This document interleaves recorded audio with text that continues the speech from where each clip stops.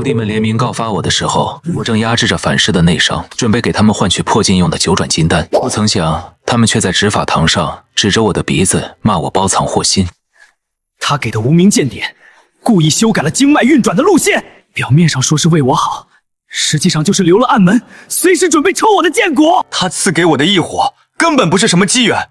那是他设的局，他就是把我当成人形丹炉在养，等时机成熟就把我炼化。你们还把他当恩师，还当他是青云峰的骄傲，你们都被骗了。我萧晨既然是凌霄宗的首席大弟子，就有义务为同门负责。发现这种拿徒弟当炉鼎、企图夺舍的黑心行径，我就要揭发，就要反对。我要维护所有弟子的利益，不能让大家被顾长青给害了。望着大殿上大义凛然的大徒弟。 以及周围那些平日里对我恭敬有加，此刻却满脸防备和鄙夷的宗门长老们，我笑了，我就该他们的呗，压制自己的修为，把最好的资源、最顶级的气运全都砸在他们身上，到头来连个好人都做不成，这师徒我还就不当了。我倒要看看你们离了我拿什么去修真。宗门大比刚过，我也跟着忙了起来，每天早出晚归。 去后山秘境搏杀妖兽找灵草，去功法阁通宵推演残卷，给这几个眼看着就要突破的徒弟铺路。作为青云峰的峰主，也是他们唯一的师尊，他们的修炼资源全是我一手包办的。只因我身上带着一个授业返还系统，只要给徒弟传功送宝，就能得到暴击返还。但这几个人原本的资质其实很普通，为了不让他们拔苗助长、根基虚浮，我硬生生压制着自己，马上就能突破大成期的修为，把系统返还的修为点数全部兑换成了100倍悟性光环和绝对气运加持，无形中套在他们身上，为他们护道。这几年我活得比谁都累。这天我还没调息完昨晚推演功法受的内伤，一大早就被主峰执法堂的钟声震醒了。顾长青，速来执法堂对质！宗主的传音带着毫不掩饰的严厉，我套上法衣，连嘴角的血丝都没顾上擦，御剑就往主峰赶，一路疾驰。 终于在半炷香内到了，执法堂内依旧人山人海。这种情况我已经见怪不怪了。这几个徒弟平日里仗着气运加持，没少在外面惹是生非。哪次不是我来给他们擦屁股？不过今天同门长老和弟子们看我的眼神都透着古怪，甚至有些厌恶。我没心思想这些，停下剑诀就往大殿中央走。我那3个好徒弟。 大徒弟萧晨，二徒弟林岩，三徒弟叶倾城正站在大殿中央，三人像是在看着什么生死仇敌一样，冷冷地盯着我。宗主，出什么事了？我连忙走过去问道。宗主抬起头看了我一眼，嘴巴动了动，叹了口气，把头偏向一边。顾长青，你老实交代，你是不是在徒弟们的功法和法宝里留了暗门？戒律长老走过来问道，语气中没了往日的客气，像是在审讯一个魔修。留暗门这一句话把我问糊涂了。 我什么时候在功法里留过暗门？修改功法明明是为了契合他们那拉胯的灵根。长老，你听谁说我留暗门了？说话得有根据吧？怔了片刻之后，我反应过来，有些不高兴的反问：“萧晨说的，我亲眼看到你在无名剑里的玉简上做了手脚，关键的基础大学运转全是被你改过的，练到高深处就会走火入魔，任你摆布。” 戒律长老突然抬手指着我的鼻子，那语气、那表情，就好像在指证一个十恶不赦的罪犯。我眉头猛地一皱。萧晨是我收的第一个徒弟，也是现今凌霄宗风头最盛的首席。虽然他刚上山时只是个连外门都不收的废品伪灵根，在我们这天才如云的凌霄宗，他一开始连给内门弟子提鞋都不配。可这10年来，靠着我用系统给他加持的100倍悟性和各种吸髓丹药，他一路高歌猛进。 成了同代无敌的剑修，渐渐的，他心气高了，以绝世天骄自诩。我本来以为他只是年轻气盛，但听戒律长老这话，我反应过来了，这白眼狼是被害妄想症发作，跑来告我的状了。萧晨呢？你让他自己出来说话，敢倒打一耙，没胆子对峙吗？我心里忽然窜出一股火，环视四周，大声叫道。 这小子也太没良心了！不说这几年他的资源都是我拿命拼回来的，当年他走火入魔差点废掉，是我舍了半条命去极寒之地给他找来的万年冰莲。这2天我还在为了他的本命飞剑熬夜练气，他就是这么回报我的。顾长青，你喊什么？萧晨从人群后走出来，手握着那把他引以为傲的飞剑，满脸戒备地瞪了我一眼。说完，他转过身，面朝着大殿里外的同门，像戒律长老那样伸出手指着我：“各位同门，就是他，顾长青。” 他道貌岸然，包藏祸心。昨天我在他的炼气房外，亲眼看到他在我的本命剑胚里打入一道陌生的神识禁制。他在功法里留暗门，在法宝里下禁制。我萧晨什么资质？那是千年难遇的先天剑体，用得着他来修改功法？他不过是借着收徒的名义，把我当成他夺舍如云的顶炉。我想问问各位同门，哪有正常师尊会把自己的修为压制得死死的，却把所有天才地宝都堆给徒弟的？ 这合理吗？这资源本来就该是宗门分配给我的，全被他顾长青拿来做了顺水人情，还想控制我。我萧晨既然是天命所归的剑修，就要有一颗一往无前的剑心。发现这种自私自利、企图扼杀天才的行为，我就要斩断枷锁，就要反抗。萧晨义愤填膺地历述我的罪状，慷慨激昂地表着决心，有点大义凛然的意思。还行，不愧是我教出来的逻辑自洽的能力不错，起码还能把自己被害妄想症的逻辑给圆上。所以这就是你给我定的罪名。我有些无语地看着萧晨，修改功法是为了保护你的废灵根，压制修为是为了系统不爆体，至于那道神石，那是老子怕你这惹事精被人打死，特意留的一道保命底牌。看他那气势汹汹的样子，不知道的还以为我杀了他全家呢。难道不够定罪吗？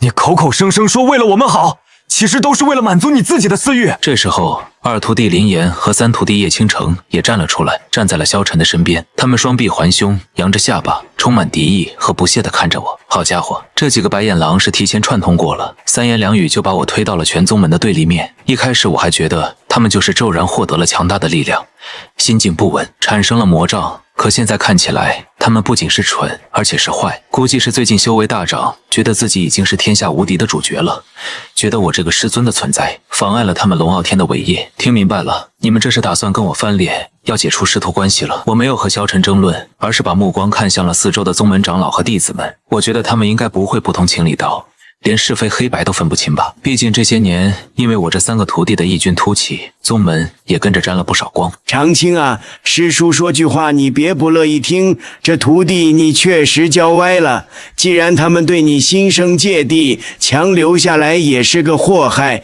这对宗门的名声也不好。传功师叔迫不及待开口了，似乎忘了他当年是怎么舔着老脸求我把他的孙子也收进青云峰的。长青，你也是一峰之主，被徒弟当众指责，居心叵测，你这脸面上也过不去啊。是啊，顾峰主这事儿办得确实不地道，都是修仙之人，怎么能用炉鼎这种下作手段呢？亏得我们以前还觉得顾峰主大公无私，搞半天是别有用心啊！要不是萧晨师兄果断揭穿，我们还被蒙在鼓里呢。大殿上七嘴八舌地说着，所有人都在指责我。我的心瞬间平静，不是寒心，是彻底看透了。这大殿里的人，我平时没少给他们行方便。我以为大家都是名门正派，总该讲点道理吧。可这同门情谊还是抵不过看热闹和落井下石的本性。我还天真的认为他们能有点脑子，不至于被萧晨几句阴谋论就带偏。他们的资源是谁给的？没有我耗费系统点数给他们加持的100倍悟性。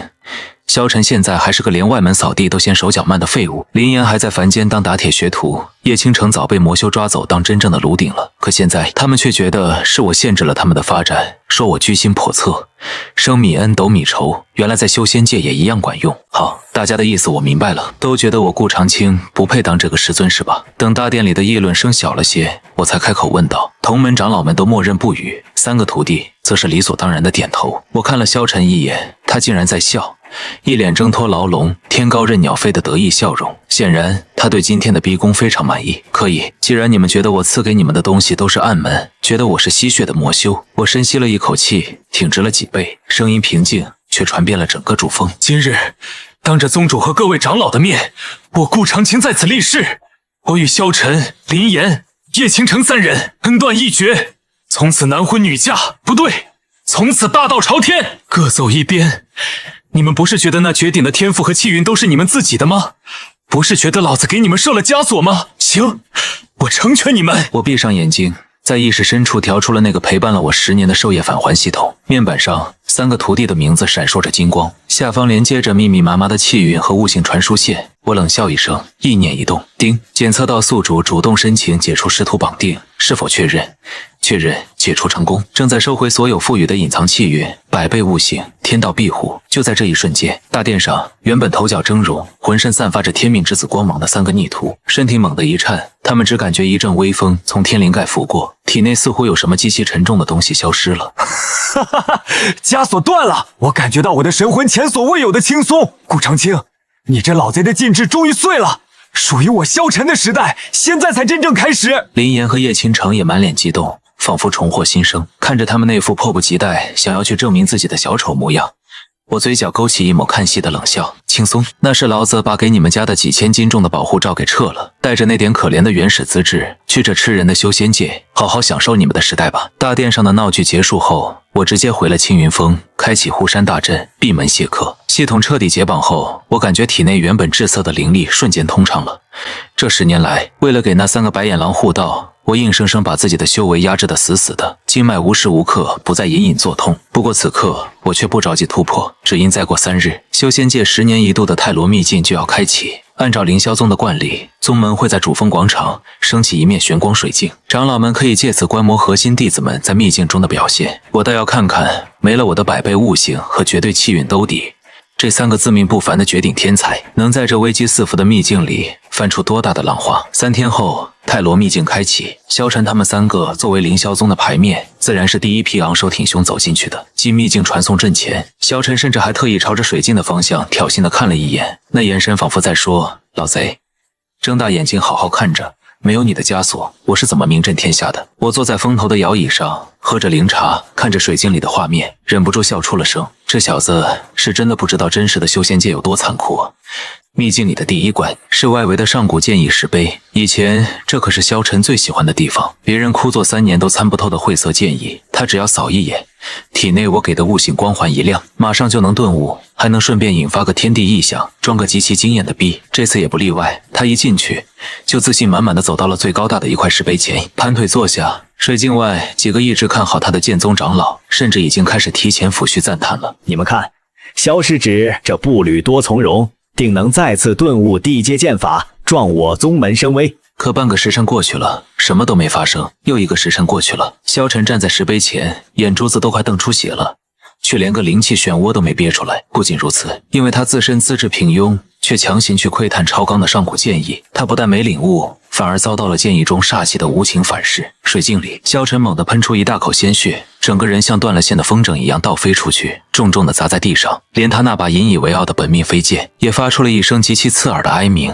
剑身光泽瞬间暗淡了下去。水镜外，刚才还准备吟诗夸他的长老们，笑容全都僵在了脸上。这可能是这块石碑的剑意太狂暴了。萧师侄刚和顾峰主断绝关系，道心不稳，今天状态不佳吧？有长老干咳一声，强行给他挽尊。状态不佳，我磕了一粒灵瓜子，冷笑一声，那是他原本的废灵根资质彻底暴露了，没有我每天耗费精力给他挂的百倍悟性加持，他看那上古石碑就跟看凡间的无字天书没两样。不仅是萧晨，另外2个也没好到哪儿去。二徒弟林岩，那个自称丹道奇才，走到哪儿都能捡漏的家伙，这次他在一个隐蔽的山洞里发现了一株7品赤炎枝，按照他以前的绝对气运，这灵草旁边就算有守护妖兽，也肯定正好在拉肚子，或者处于蜕皮虚弱期，让他轻松摘走。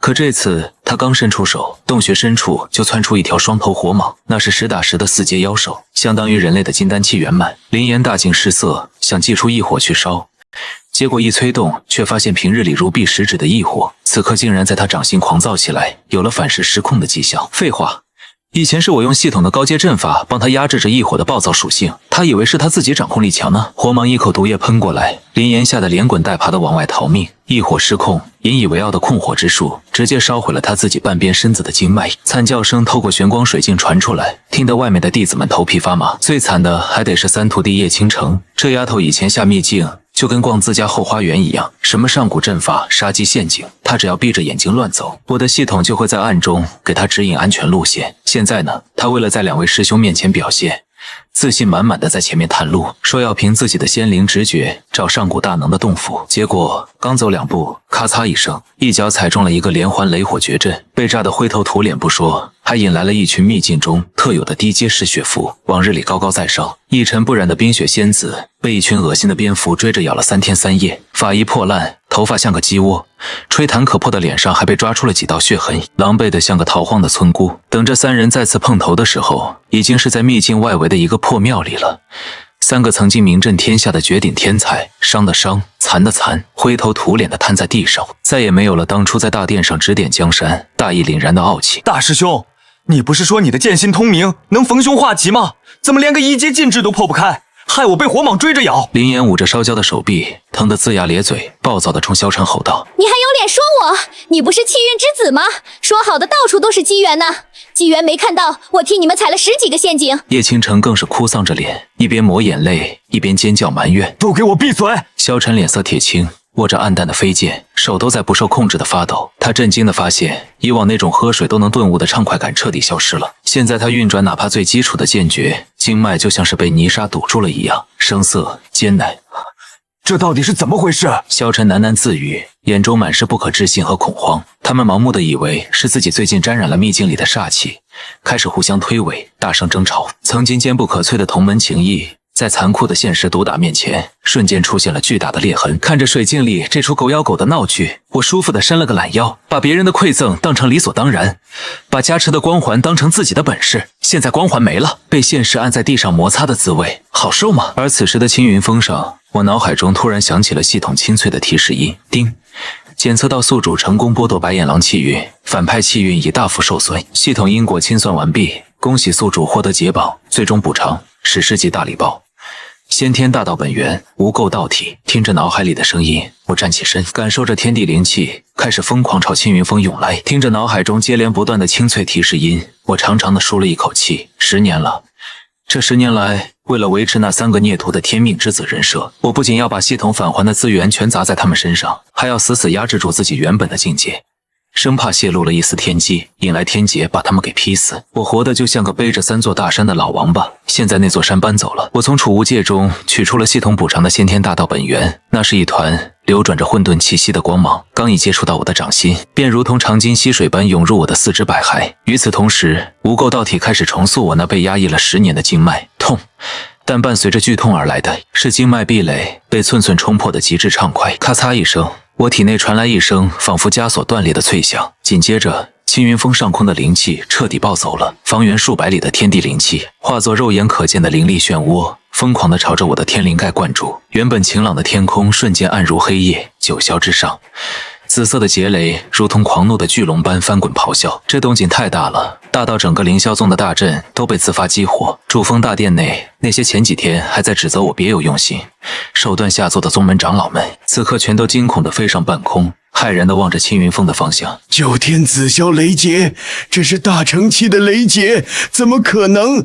青云峰上只有顾长青一个人，他不是卡在化神期百年不得寸进了吗？怎么可能直接跨越炼虚合体，直接渡大成雷劫？传功师叔的声音都在发抖，连胡子揪断了都没发觉。是压制，他这10年竟然一直在压制修为。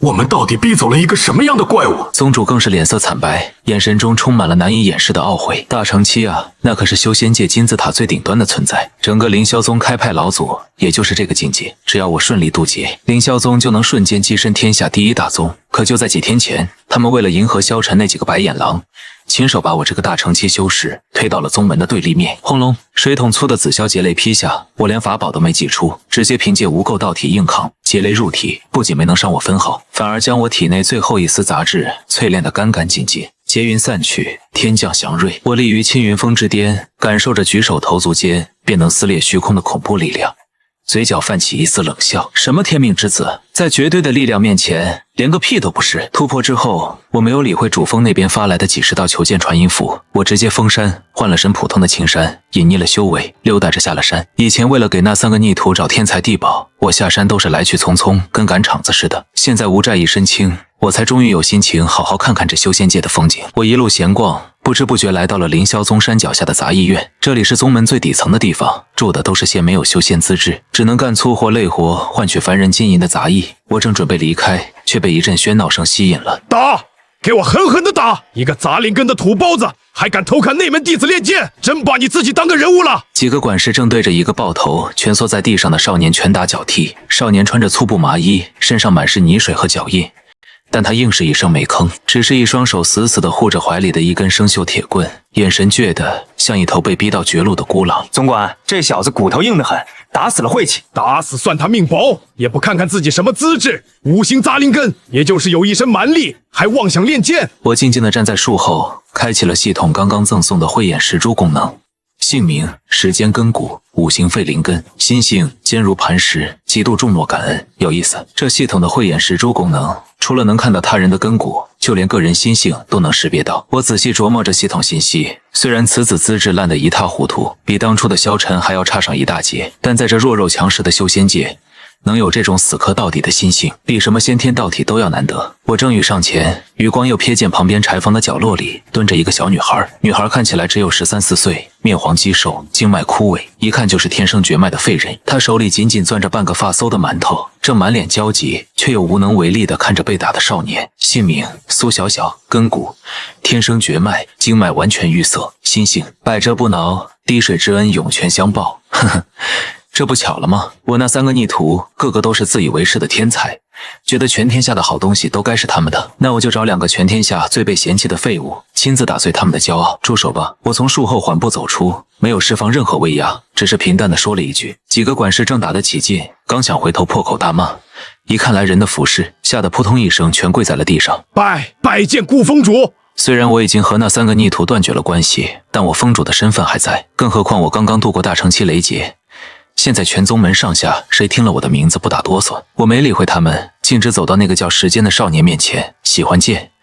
我看着他死死抱在怀里的铁棍，少年吐出一口带血的唾沫，警惕地看着我，没有说话，但重重地点了点头。我青云峰现在缺个扫地的，你跟你那个妹妹跟我走吧。我指了指柴房角落里的苏小小。少年愣住了，周围的管事们也全傻眼了。堂堂大乘期老祖，全天下修士挤破头都想拜入门下的顾长青，下山就为了收2个连外门都不配进的废物当杂役。时间没有犹豫，他挣扎着爬起来，拉着同样受宠若惊的苏小小，直接在泥水里给我磕了3个响头。时间，苏小小愿为顾封主做牛做马。做牛做马倒不必，以后就叫我师尊吧。我转身朝着青云峰的方向走去。回到青云峰，我没给他们吃什么洗髓伐骨的天才地宝，我只是搬了2张凳子，让他们坐在院子里。你们的资质是修仙界公认的最差。我看着他们局促不安的样子，直言不讳。2人的眼神暗淡了一下，但时间马上咬着牙说：师尊，我不怕吃苦，只要能变强，哪怕只有1线希望，我也……吃苦没用，修仙靠的是悟性。我直接出声打断了他。随后我意念一动，唤出系统，目标锁定，时间苏小小，是否将闲置的100倍悟性光环与天道气运进行绑定？刹那间，2道只有我能看见的璀璨金光直接没入了他们的天灵盖。时间，你五行俱全，那我就教你最基础的五行剑诀，没有花里胡哨的招式，只有最简单的劈砍刺。苏小小，你天生绝脉，无法运转灵力，那我就教你太乙引气术，不走经脉，直接以血肉为熔炉，吞吐天地灵气。我随手将2本凌霄宗藏书阁里扔在角落里吃灰的入门功法丢给他们。萧晨当年嫌弃这种功法太低级，说配不上他的先天剑体，怀疑我在里面留暗门。但他们不知道的是，大道至简，越是基础的功法，在100倍悟性的加持下，越能爆发出返璞归真的恐怖威力。时间接过剑诀，翻开第1页。原本晦涩难懂的文字，此刻在他眼中仿佛活了过来。他甚至不需要思考，身体就自发地产生了共鸣。他拿起那根生锈的铁棍，按照功法上最基础的劈的动作，轻轻挥出，没有灵力波动，没有剑芒闪烁，只听见嗤的一声轻响。院子里那块我以前用来测试萧晨剑意的万载玄冰石，竟然被这一棍无声无息地劈成了2半，切口光滑如镜。时间看着手里的铁棍，彻底呆住了。苏小小那边更是夸张，她只是闭上眼睛，深吸了一口气，周围的灵气就如同疯了一样涌入她的身体，直接在她的皮肤表面形成了一层淡淡的玉色光晕。这师尊，我们这是……别大惊小怪的。我靠在摇椅上，闭上眼睛，舒服地享受着系统传来的授业返还提示音。记住，你们现在的天赋是全天下最好的。接下来这几个月，给老子往死里练！万宗大比马上就要到了，到时候去帮为师打几条乱咬人的疯狗。3个月时间悄然过去，万宗大比的日子转眼就到了。这是修仙界每隔50年才举行一次的顶级盛事，整个九州大陆的有头有脸的宗门都会派核心弟子来参加，既是为了争夺上古遗留的资源划分，更是为了彰显宗门实力。这次大比的地点就在我们凌霄宗的主峰演武场。自从上次我度过大乘期雷劫后，凌霄宗在修仙界的地位水涨船高，宗主和长老们走起路来都带着风，但他们心里清楚，那雷劫是我顾长青引来的，所以大比这天，他们在观礼台的最中央给我留了一把最尊贵的太师椅。我没跟他们客气，带着时间和苏小小大马金刀的坐了上去。师尊，这里人好多。时间紧紧握着手里的生锈铁剑，手心里全是汗。苏小小倒是镇定得多，只是那双大眼睛滴溜溜的转，好奇地打量着四周。别紧张，今天你们不是来切磋的，是来杀鸡儆猴的。我端起茶盏，轻轻抿了一口。演武场上各宗门弟子已经开始抽签对决了，很快就轮到凌霄宗的弟子出场，我那3个好徒弟自然是作为凌霄宗的压轴战力登台。只是此时，当萧晨、林岩和叶倾城3人走上演武场时，我明显感觉到他们的气息不对劲。在泰罗秘境被毒打了一顿后，他们失去了系统暗中提供的100倍悟性和绝对气运，修为不仅没有寸进，反而因为强行修炼高阶功法，导致经脉受损，境界出现了倒退。昔日头角峥嵘、不可一世的天才光环已经彻底黯淡了。但为了在万宗大比上保住自己绝世天骄的头衔，也为了向我证明他们离了我也能行，这3个蠢货竟然暗中修炼了透支生命和潜力的魔门阴招。他们那苍白的脸色、眼底掩饰不住的猩红血丝，以及周身浮动的一丝驳杂戾气，也许能瞒过那些化神期长老的眼睛，但在我这个大成期老祖眼里，简直就像黑夜里的火把一样惹眼。为了面子，连命都不要了。这就是失去了气运庇护后最后的绝望与疯狂。下一场，凌霄宗萧晨对阵青云峰。时间，知识长老高声宣布对阵名单，全场瞬间安静了一下，随后爆发出一阵不可思议的议论声。时间是谁？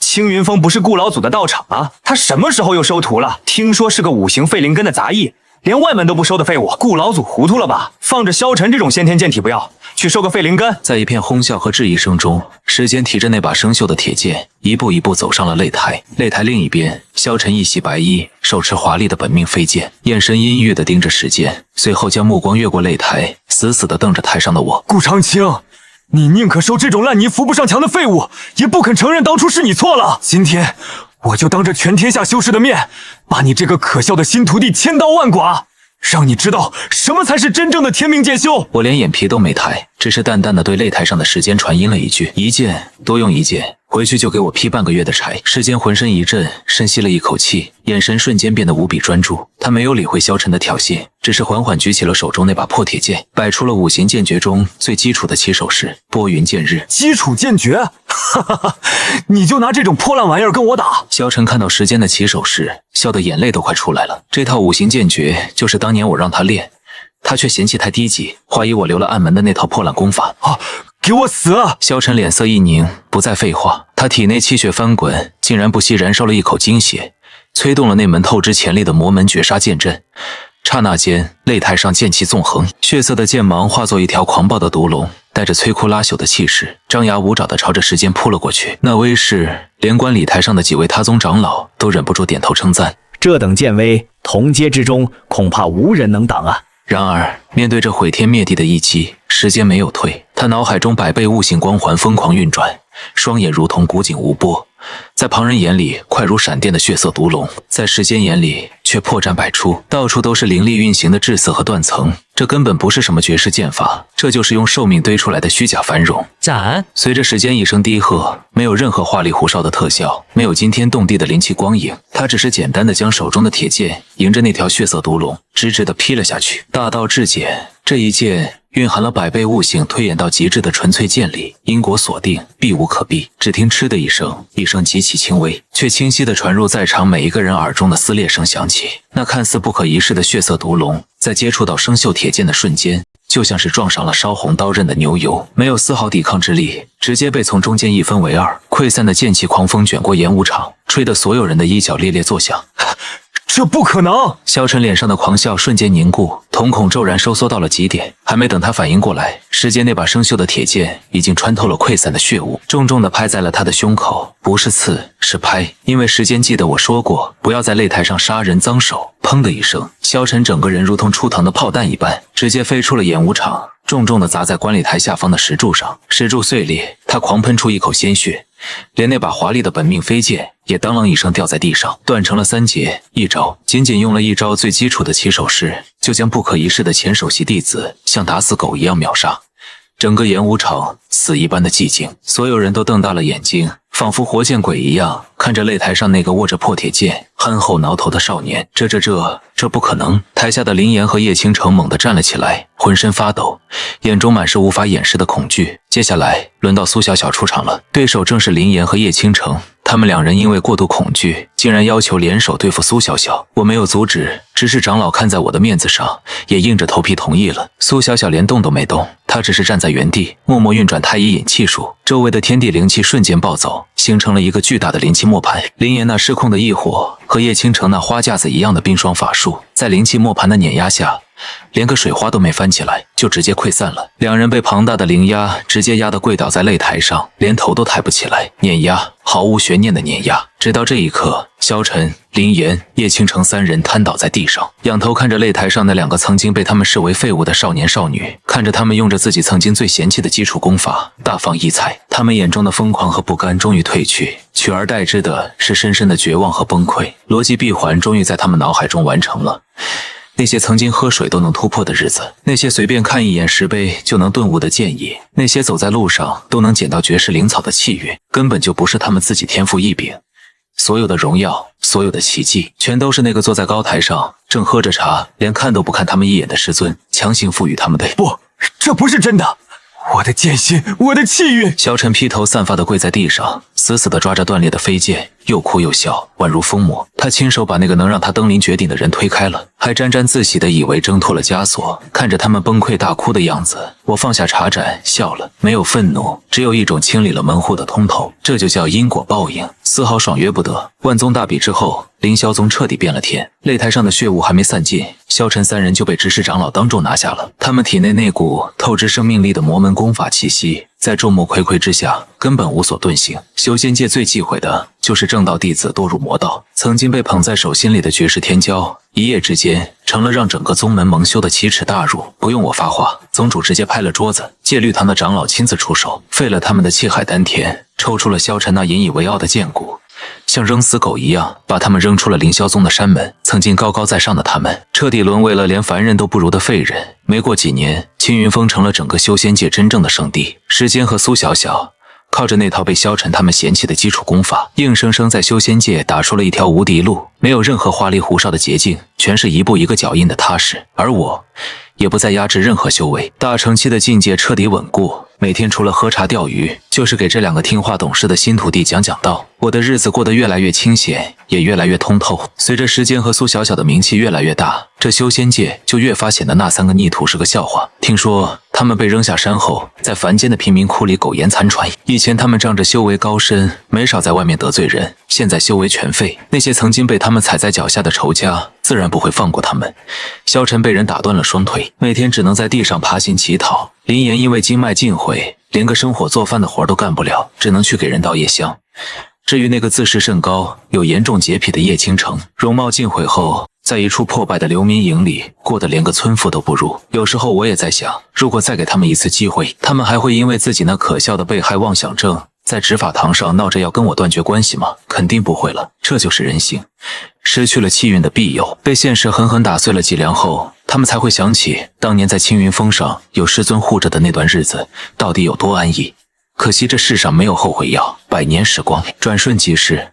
这天，我正在峰顶的灵树下闭目养神，心头忽然生出一丝明悟。